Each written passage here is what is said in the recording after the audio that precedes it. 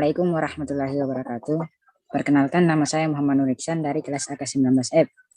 Kali ini saya akan memenuhi tugas MIT yang dimana diberikan oleh dosen saya atas nama Nurul Fuada yang pada matkul akuntansi lanjutan keuangan 1, yang dimana sebagai tugas MIT yaitu membuat sebuah soal mengenai konsolidasi pada anak perusahaan yang dimiliki penuh bagi untuk laki-laki. Baiklah, saya telah membuat soal yang dimana konsolidasi pada anak perusahaan yang dimiliki penuh. Langsung saja ke pembahasan soal saya untuk penjelasannya. Oke. Pada tanggal 8 November 2021, PT Terbangun resmi membeli 100% saham atau mengakuisisi 100% saham pada PT Tertidur seharga 350 juta rupiah. 350 juta rupiah.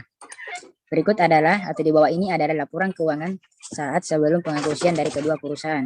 Oke, langsung saja. Ini adalah laporan keuangan dari PT Terbangun dan PT Tertidur, yang dimana PT Terbangun sebagai induk perusahaan dan PT Tertidur sebagai anak perusahaan. Oke, dimana diketahui untuk nilai wajar dari persediaan yaitu 40 juta rupiah, tanah adalah 80 juta rupiah, dan bangunan dan peralatan 95 juta rupiah. Baiklah, untuk diminta dari soal itu yaitu buatlah ayat jurnal untuk mencatat pencatatan saham PT Tertidur. B. Buatlah kertas kerja atau kertas konsolidasi. C. Buatlah neraca konsolidasi. Oke, sebelum membuat jurnal atau kertas kerja, kita terlebih dahulu mencari selisih dari perusahaan tersebut atau investasi PT Tertidur. Oke, langsung saja untuk mencari selisihnya. Kita catat investasi pada PT Tertidur yaitu 350 juta. Oke, 350 juta. Oke, sudah ada. Kita post di sini. Kemudian kita catat nilai buku untuk PT Tertidur.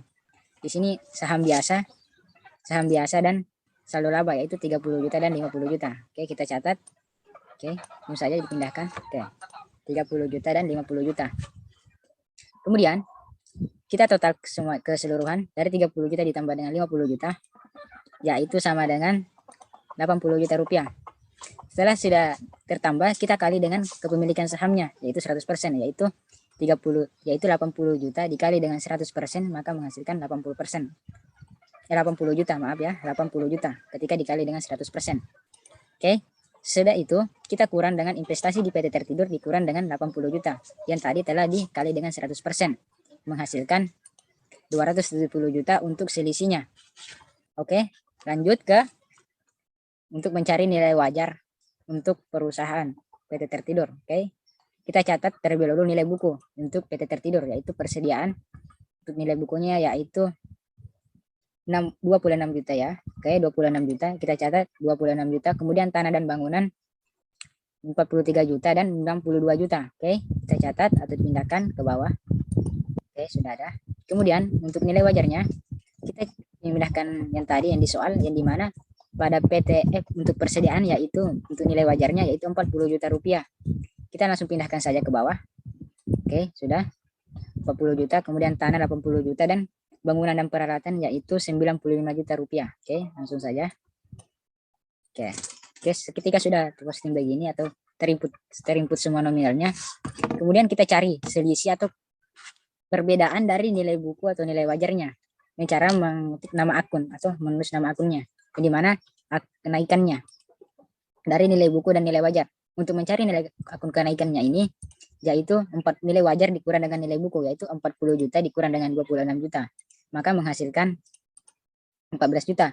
Begitu seterusnya sampai dengan tanah dan bangunan yaitu nilai wajar dikurang dengan nilai buku menghasilkan 80 juta dikurang dengan 43 juta menghasilkan 37 juta. 95 juta dikurang dengan 62 juta menghasilkan 33 juta.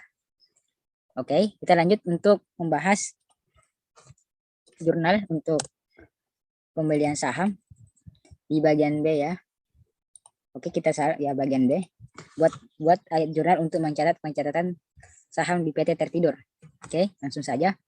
Terlebih dahulu kita mencatat jurnal saat pembelian saham yang dimana pada saat itu PT Terbangun membeli saham dari PT Tertidur. Kita mencatat yaitu investasi pada PT Tertidur pada debit dan di kredit kas pada kas senilai kita catat dulu berapa? Oke, 350 juta. Kita catat 350 juta untuk pembelian sahamnya.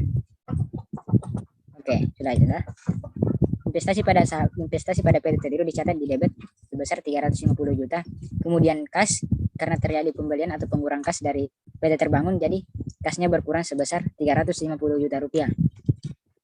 Kemudian kita mengeliminasi investasi yang dimana saham biasa dan saldo laba dan selisih, yaitu kita post lagi untuk nominal dari saham biasa pada PT Tertidur yaitu 30 juta dan 50 juta ya untuk saldo labanya kita post. Oke. Ya, dan selisih juga kita catat di sini, kita ambil selisihnya 270 juta dipindahkan ke sini di akun debit. Kemudian di kreditnya kita catat sebagai investasi di PT Tertidur di kredit sebesar 200 ya, 350 juta ya. Oke, 350 juta. Untuk lebih memudahkan, apakah ini sudah balance? Silakan jumlah ini ketika sudah seimbang dengan 350 juta berarti akunnya sudah balance. Karena terkadang tidak balance ketika tidak menjumlahkan ini. Kita akan mempost saja dari sini. Jadi usahakan untuk menjumlahkan terlebih dahulu ini. Apabila sudah sama dengan yang ini berarti akunnya sudah benar. Oke, lanjut ke eliminasi pengalokasian selisih. Oke, yang dimana untuk mengalokasikan selisih yang dimana tadi untuk nilai wajarnya. Oke, kita catat tadi sudah kita cari apa itu maksudnya perbedaan dari atau kenaikan dari nilai wajar yaitu persediaan tanah dan bangunan. Kita sudah menemukan selisihnya 14 juta pada persediaan dan tanah 37 juta dan bangunan dan peralatan 33 juta. Langsung saja di post di sini. Dimasukkan. Oke. Ya, sudah ya. Oke. Untuk selisih kita ambil saja dari sini ya. Tadi yang kita oke, langsung saja. Oke. Ketika ada kelebihan dari perusahaan, maka dicatat sebagai goodwill. Jika itu plus atau tidak minus dicatat sebagai penambahan atau goodwill, dalam artian goodwill. Ketika minus maka dicatat sebagai liabilitas atau utang. Ini karena dia ada penambahan sedikit atau nominalnya maka dicatat sebagai goodwill. Caranya yaitu kita catat goodwill. Untuk mencari goodwillnya itu selisih dikurang dengan persediaan dikurang dengan tanah dikurang dengan bangunan. Yaitu nilai dari 270 juta dikurang dengan 14 juta dikurang dengan 30 juta dikurang dengan 33 juta menghasilkan goodwillnya adalah 186 juta rupiah. Oke. Oke, untuk sebentar kita lanjut lagi ke PT Terbangun. Ketika sudah membuat jurnal, kita langsung saja post atau memposting lagi ke eliminasi. Ketika sudah membuat jurnal tadi, yaitu jurnal eliminasinya, langsung ke kertas kerja laporan posisi keuangan. Yang mana kita memasukkan dulu terlebih dahulu untuk akun yang pertama, yaitu kita pindahkan saja ini ke sini ya. Ini kita copy saja ke bawah, bisa seperti ini contohnya. Kemudian kita buat lagi jurnal eliminasi untuk mengeliminasi akun-akun yang sudah digabungkan kembali karena setelah terjadi penggabungan perusahaan maka ada beberapa akun yang dieliminasi. Oke, langsung saja untuk mengeliminasinya. Pertama, untuk investasi pada PT Tertidur dan Kas tidak mengeliminasi lagi karena telah dicatat sebelumnya di sini sudah tercantumkan investasi di PT Tertidur yaitu 350 juta. Ketika telah tercatat di investasi PT Tertidur yaitu 350 juta, maka untuk mengeliminasinya lagi di kertas kerja kita tidak perlu lagi mengeliminasi karena sudah dieliminasi sebelumnya. Oke, kita langsung melangkah ke jurnal berikutnya yaitu jurnal eliminasi investasi. Yang pertama saham biasa, saldo laba dan selisih. Oke, kita catat di sini saham biasanya, saham biasa dan saldo laba. Oke, 30 juta dan 50 juta di debit. Kemudian di investasi pada PT Tertidur yaitu 350 juta. Oke, langsung kita catat ya. Oke. Kita 350 juta. Kemudian untuk dieliminasi pengalokasian selisih ya ini ya, pengalokasian selisih. Yang dimana persediaan tanah, bangunan dan peralatan goodwill pada debit. Langsung kita post saja. Oke, kita post. Oke, sudah ada. Oke, nilainya muncul yaitu 14 juta dan 30 juta dan 33 juta. Oke, aduh, oke. Kemudian untuk selisihnya, selisih. Dia selisih di kredit. Kita catat di kredit ya. Oh tadi ya di debit ya. Oh tadi terbalik. Terusnya ini tadi saya catat di debit. Ini ya. Terbalik ya, oke. Oh sudah benar ya. Oke, salah. Oh iya harusnya. Oke. Tadi selisihnya yaitu tadi kita catat dia 270 juta. Oke, di debit ya. Di debit, oke. Di debit. Oke. Kemudian untuk selisih di kredit yaitu ini ya. Oke, kita catat selisih di kredit jurnal eliminasi. Oke, 270 juta. Kemudian pada goodwill di debit yaitu 186 juta kita posting. Oke, selesai. Kemudian kita total keseluruhan dari PT Terbangun dan PT Tertidur. Kemudian ketika ada akun yang di debit kita tambah atau di kredit kita kurang sesuai dengan saldo dari akun tersebut atau saldo nominal dari akun tersebut. Saldo normal maksudnya.